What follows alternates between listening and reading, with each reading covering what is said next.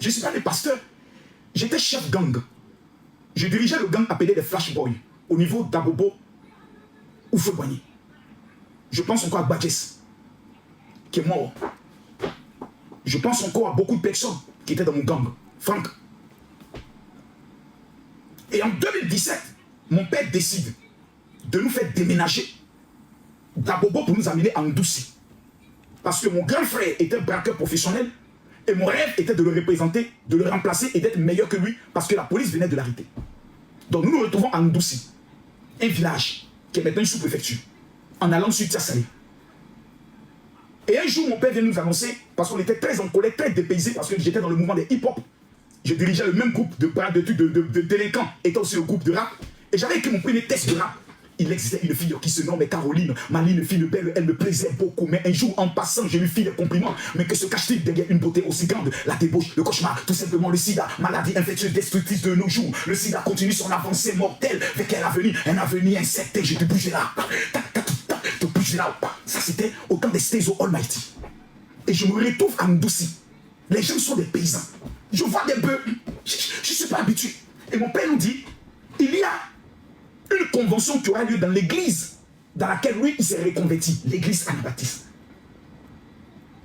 Et mon père nous dit, comme nous avons des tenues de délinquants, il va nous payer des nouvelles tenues de témoins de Jéhovah, donc pantalon, chemise. C'est mon père, il est très violent, donc quand il dit, tu ne discutes pas, mon papa ne discute pas avec lui. Donc il paye de nouvelles tenues, on est un peu content parce que les gens viendront d'Abidjan, on va les voir, au moins ça va nous dépayser, on sera moins gaou. Et pendant la convention, le séminaire, le thème c'était le Saint-Esprit. Quand Jésus dit, quelqu'un viendra après moi, il vous enseignera toutes choses. Il parlait de quelqu'un qu'on ne voit pas, qu'on appelle le Saint-Esprit. Ce personnage puissant qui a la capacité de te donner un don de miracle, qui fait que lorsque tu tends ton doigt sur quelqu'un, l'onction est obligé de le traverser. Les malades sont guéris, les paralytiques marchent, les aveugles voient, les sourds entendent. Le pasteur parle de cette puissance. On ne m'a jamais parlé de ça. Je partais dans les églises baptistes, eux, ils sont chercher des femmes. Quand vous arrivez à Bobo, le jour où tu deviens chrétien, le même soir, tous les gars vont te frapper. Parce que chez nous, il était interdit de devenir chrétien. Parce qu'on te dit de ne plus jouer au ballon, de ne plus aller chercher femme. Donc pour nous, c'était impossible. Voici comment le Saint-Esprit se manifeste autour de moi. Je vois des gens qui tombent, qui se lèvent. Leur visage est heureux. C'est comme s'ils n'ont plus de problème. Mais moi, j'étais rappeur.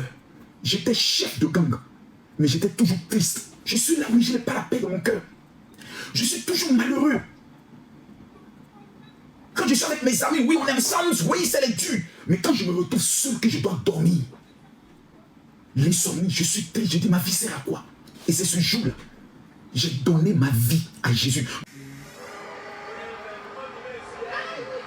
Voici la vidéo.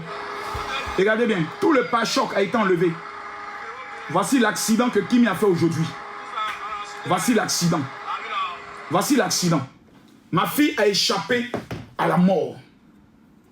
À un accident. C'est vrai qu'elle n'est pas touchée. Mais ça aurait pu être grave. Nous sommes en fin d'année. Il y a un esprit de mort qui est en train de frapper. Et quand la mort doit te frapper, il y a deux erreurs dans lesquelles on te met. Numéro 1, le découragement. Numéro 2, la distraction.